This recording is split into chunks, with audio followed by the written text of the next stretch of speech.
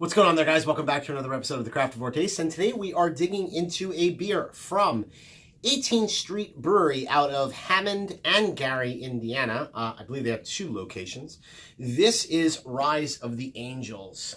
Yeah, so Rise of the Angels is a double IPA with grapefruit zest added.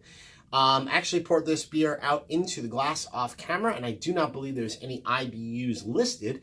So let's go ahead and get straight into the review, man. This is actually my first review and the first time having a beer from 18th Street Brewery. I'm not too familiar with them. So if you're from Indiana or that area and you have access to these guys, shoot me a note in the comment section. Let me know a little bit about them. I absolutely know nothing. All right. So beer pour is kind of just this, medium to medium plus gold kind of color. Absolutely crystal clear. I'm going to kick it around a little bit, just see if we can get ourselves back a little bit ahead. Not really too much head to honestly speak of. When I poured this off camera, it was maybe a quarter finger or so, and here the head's kind of dissipating pretty quickly. Yeah, it looks kind of pretty standard for a, double IPA or just IPA in general. So let's dive our nose into it and get an aroma.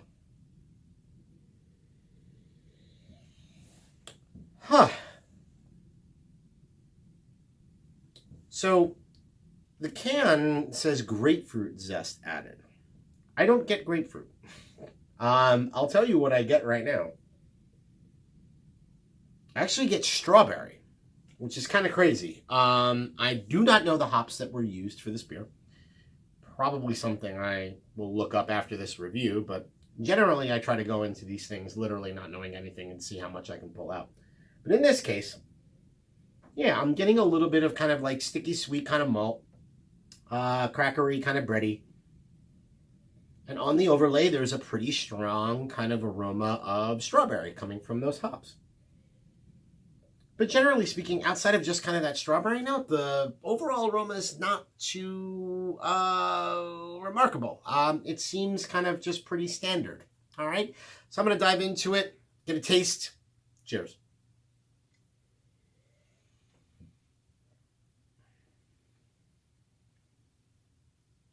Okay, so in the taste, a bit more of that strawberry characteristic from the hops kind of follows forward. A little bit of lingering bitterness kind of going on. What's crazy about this is it says double IPA on the can.